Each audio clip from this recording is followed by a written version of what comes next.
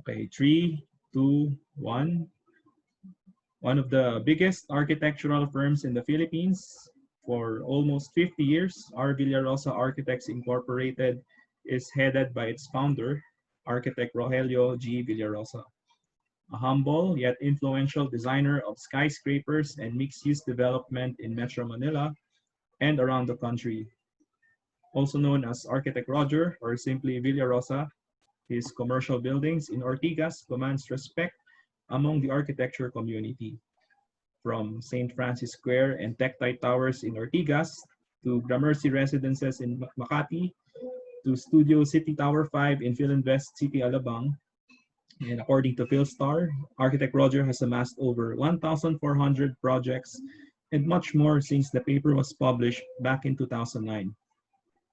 Not many architects and architecture students are aware, but architect Villarosa is also one of the earliest propagators of green philosophy in architecture, exemplified by one of its earliest projects, the Alexandra. Perhaps only Manyosa can be his contemporary, which has a parallel vision. A remarkable achiever with a very humble mantra of in loving work, there is honor. So let's welcome architect Roger Villarosa. Hello, sir. Thank How you are very you? much for a very generous introduction.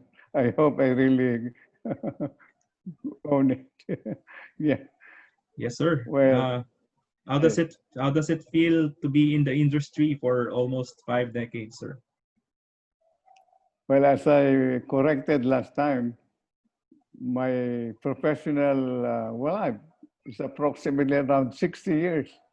The 50 years, almost 50 years is on my own. Yes, But I sir. have 10 years with a very, I would say, developed and corporate body like Gabriel Formoso. I stayed 10 years with Gabriel Formoso, and he actually give me the full authority to handle that office. Yes.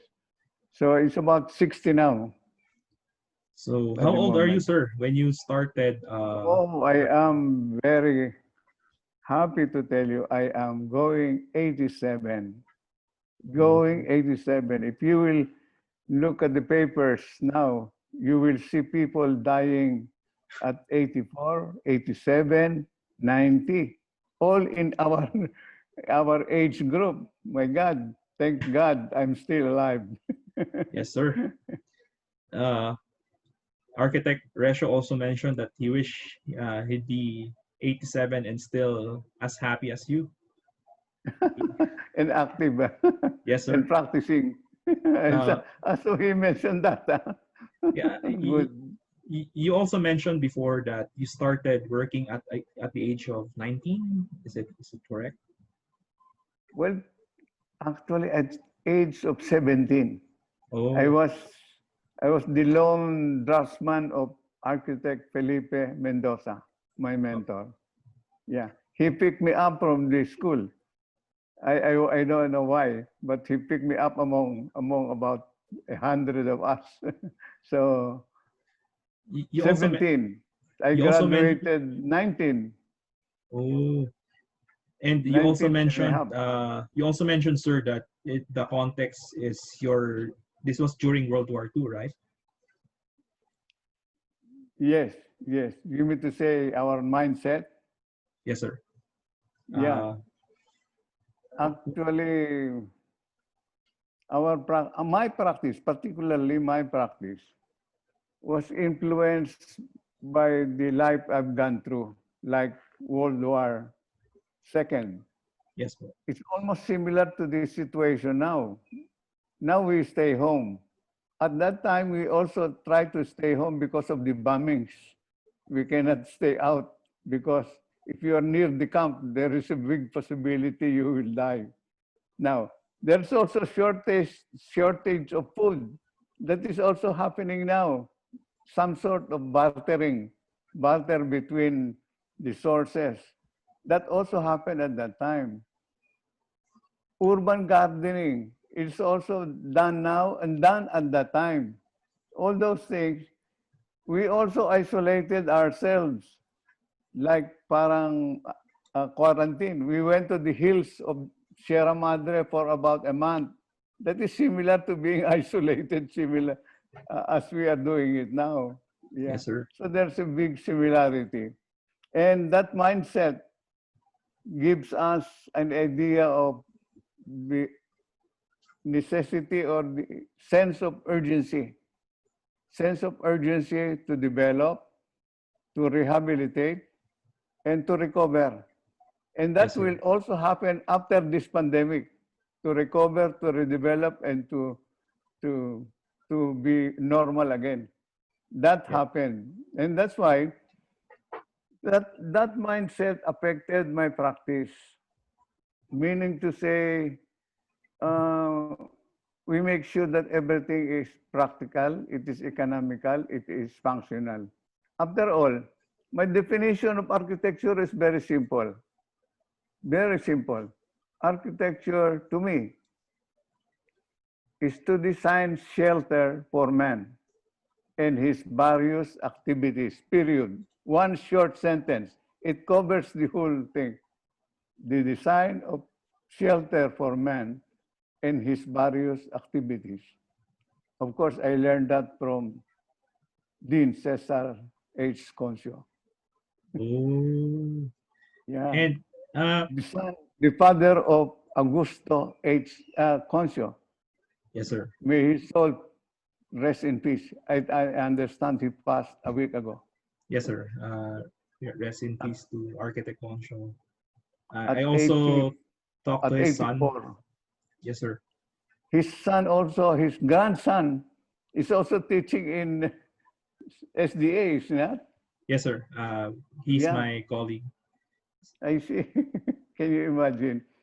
I belong to the age of, or rather, the age level of Augusto. Actually, he is 84. I'm 87. Yeah. Oh. Uh, I just want to ask, sir, with regarding to the mindset of being very practical.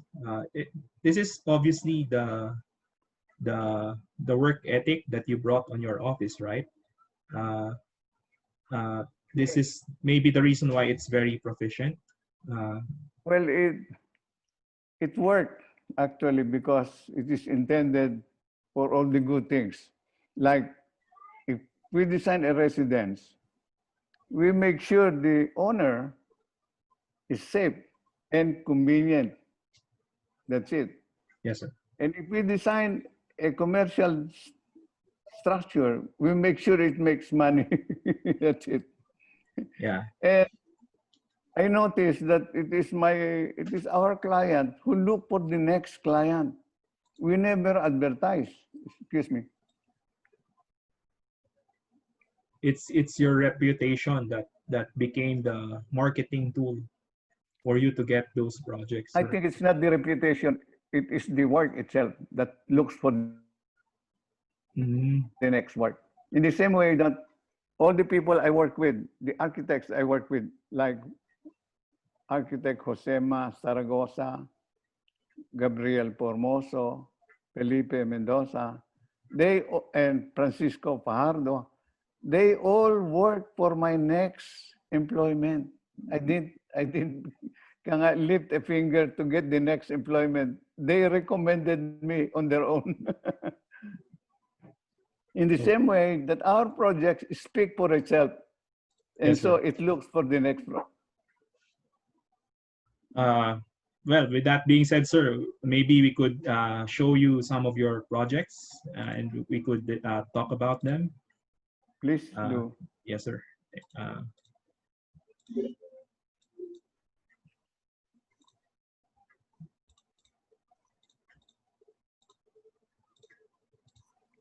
okay, can you see it, sir? Yes. Well, Yeah. this is one of your more recent projects, I Iconic. guess. Yes, sir. Unique. Unique. Yeah.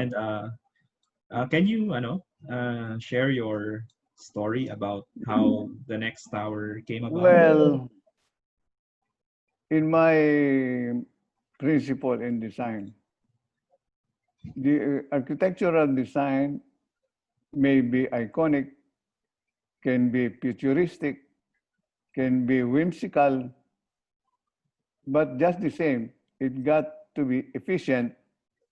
It got to be functional. That's it. It can take any form that they want, but it got to be functional. That is carry over of our, uh, I would say, mindset in the beginning. Yeah. Of course, the challenge here is actually the curtain wall. Yes, sir. The curtain wall is the challenge, and the aircon, and the elevators, because all these things actually are basic necessities in a tall building, particularly if it is glass. And also the vertical transportation has a lot to do with the way the planning should be done. By the way, we are architect of record in this building, and we are very happy that actually Skidmore, Owings, and Merrill actually approve of us to be their architect of record. Yeah. What can you share, sir, about the wind load considerations in with Yes, yes, yes. sir. To, for that matter, in general, when you design a tall building, the number one consideration, of course, is stability. And under stability, there are so many factors like proximity to earthquake fault, the capacity of the ground, the wind direction, also the convenience as far as vertical transportation is concerned. Also the safety of people in case of fire, in case of calamity, in case of typhoon, in case of even civil unrest.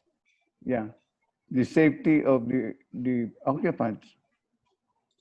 Those are the basic. There are other things though, like energy conservation and efficiency of all the engineering, electrical and mechanical equipment. But we have all the consultants available on hand. Thanks Yes, sir. that these days they are available. During the time of say Tectite or even earlier than that, these people are not available. So we have to rely on our common sense and Yeah. our analysis. Uh, well, before we go to Tectite, just want to say, sir, that you put justice on putting up this building near one of the one of the historically icons of Ayala Avenue. That this, I guess, this yung building sa tabi is also very iconic, and you couple it up with your iconic building of your own. Uh, because this is Rufino building, right? Yes. So The first time that they introduced curtain walls. yes, sir. You put up justice to that project, sir, with regards to putting up this very geometric building. Next up, Tectite Towers, perhaps our favorite building of yours. Well, I love that building. I'm very personally attached to it because we achieved everything that we want. And also the owner was very happy because they were able to get their money. The ROI is good, very good. And the marketing was also very good. It does not need any brochure, it does not need any advertisement. No, it from the mimeograph copies, it was able to sell by itself. Yeah. Particularly, I love this building because I have an inspiration to design this building and to get the form. Yes, sir. Although the truth, in almost all my buildings, I actually it was inspired by one way or another by something. But this one is particularly very distinct because, as I mentioned earlier, the name of the street was Tektite. And the owners would like to name the buildings Tektite Towers. So I have to work on the word Tektite and the material itself. What is Tektite? Which is a stone from space that when it enters the atmosphere, because of the friction probably with the atmosphere, it burns. And as it burns, it transforms itself from stone to glass. When it hits the earth, it is already a crystal. For that matter, when we were scouting the area, we found some crystal stones in the area. That's why it confirmed that that place is really Tektite place. And to have a Tektite building is just proper. And if you will notice, the transformation from stone to glass was repeated in this building only on the reverse, coming from the ground. You'll see more of stone or concrete. And as you go up, the transformation is from 50% stone and 50% glass. And then a little later, 75% glass and 25% stone. And eventually, it's all glass. You can see it, you can trace it, actually, you can follow with your eyes the transformation. And that's why this building is very close to me. I also have an impression, sir, that Tektite Towers is like the what people comes into mind when they think of Ortigas. Are you aware of it? I mean, there's a lot of building that looks like Tektite in Ortigas. Yeah, but I'm not so sure if your if it's your design or you're aware of this observation. The nearest building to it is a small building. It's about 20-story high. They call it Octagon. Mm-hmm. Very, very close similarity. Very, very close. And that's why even the owner said, my building is junior Tektite. I'm also the architect. We are also the architect of Octagon building. Yes, sir. This also coincide during the time that this was designed. It coincide with postmodern architecture, sir. Had you heard of this term during this time? Well, postmodern. Yes, sir. According to one book that I saw in UP,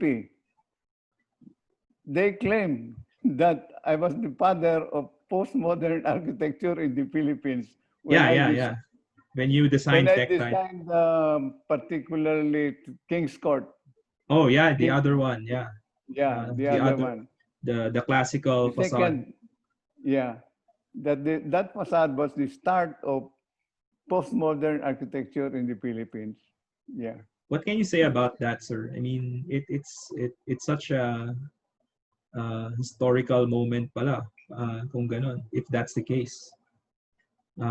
But you didn't seem to use it as a marketing tool, or No. you're just aware that you're not fixated on just one form of architecture, because obviously your recent designs are not. To be honest with you, that's a collaborative work between me and my son, my partner Roy. He was the new architect, so the idea of getting into a new form like the postmodern architecture is normal for him, and it affected my outlook. That's why being a collaborative work, it was successful. And the owner was really very happy also. At one time, I said, why is it only this number of stories? It's only 6 or 7. He said, just give me a building that stands out, because you make it high, they can make it higher. But you make it something different, it will be difficult for them to follow through. Yes, sir. Angelo King was very happy about it. Okay. Thank you for that, sir. Perhaps this is your tallest work so far. Yes, yes. Uh, It is. This actually is up to the limit of the 250 meters high from mean sea level. Yeah. Opo. Beside it is another tall building, of course, the Trump Tower, which is exactly the same height, the same owner also. Yeah. And I just want to ask, sir, if the incremental setbacks of the height is due to the wind considerations, or it's just not. No, not from the very beginning. It was intention. It was intended to be the highest building at that time, which actually was the fact. It was at that time it was built. It was the highest building in the Philippines. Yes, at 74 stories high levels.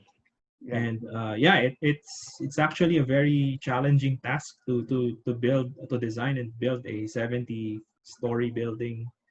And And particularly the main the main subject of stability.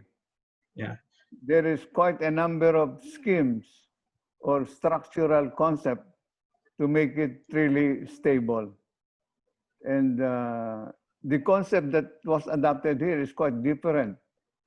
It is a framework that is actually inside the building. In Hong Kong, you can see the framework going crisscrossing left and right, the diagonals of that building in Hong Kong.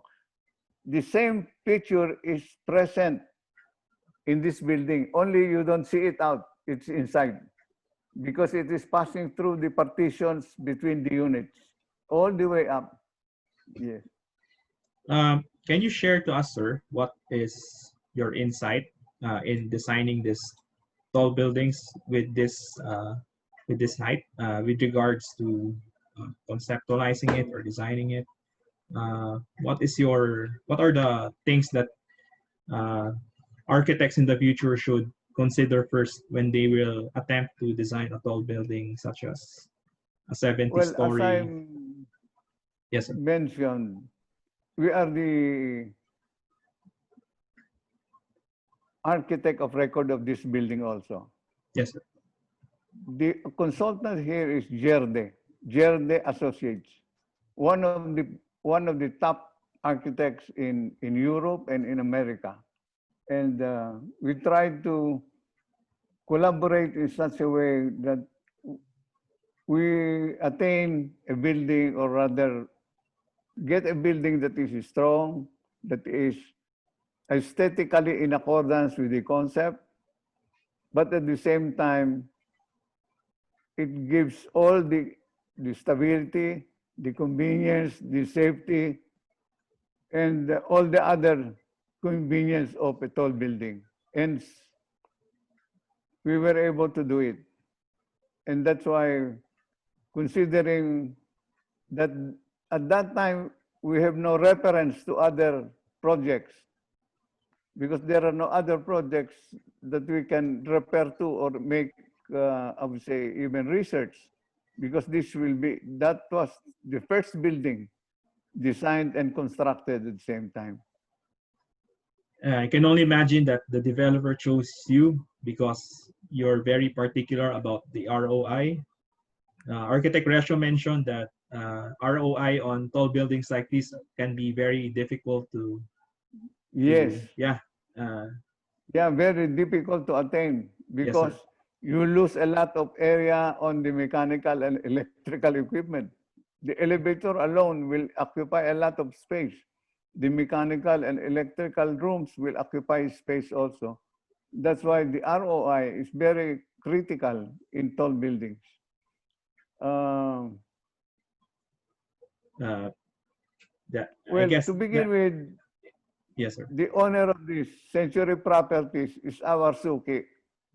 Actually, we only started with a 8-story building before, and we landed getting the 74 stories high, because it is the project that seeks for the next client or the next project. That's This must be the 7th building we designed for them. mm, well, that's very nice, sir. Uh, I'm gonna turn this off. Uh, so before we, ano, sir, uh, I have some of my last questions here. Don't worry, sir. I-edit po natin to. Yeah, Yung okay, mga go cut ahead. parts. What are the challenges, sir, that you encountered designing tall buildings? Had you remembered anything? Well, I think I mentioned some of them already, which is actually the challenge. Is number one is stability, because it concerns lives and properties. Yeah. Yeah. And also, of course, vertical transportation, because if it is not enough, then the building is a failure, because the people cannot actually transfer, or rather communicate.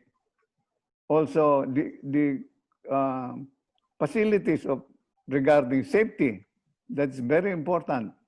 Safety, that means to say there are enough fire escapes and sufficient, I would say, information as to its routes, no? And of course, convenience. All these things actually will taken up together. It's the challenge in designing tall buildings. And as I think I remembered also, I mentioned one time that the wind pressure or the wind condition is very important, because the negative pressure on the other side of the corner of a corner is something that is unpredictable. It is the same force that lifts the airplane, that the negative pressure on the other side. Yeah, that's why it got to be given attention. If possible, kailangan magdaan yan sa wind pressure tunnels. I guess these are the things that the future architects would need to be aware of. I also mentioned, of course, don't forget, under stability, the proximity to earthquake faults. Yeah. This is the last question, sir. I just want to ask everyone this question. What makes architecture good? What is the quality of a good architecture?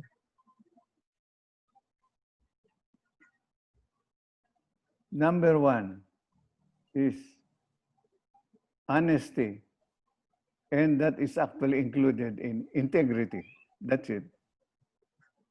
I think that's why I said, what is my, I was asked by one of the students of SDA, what is my, I would say,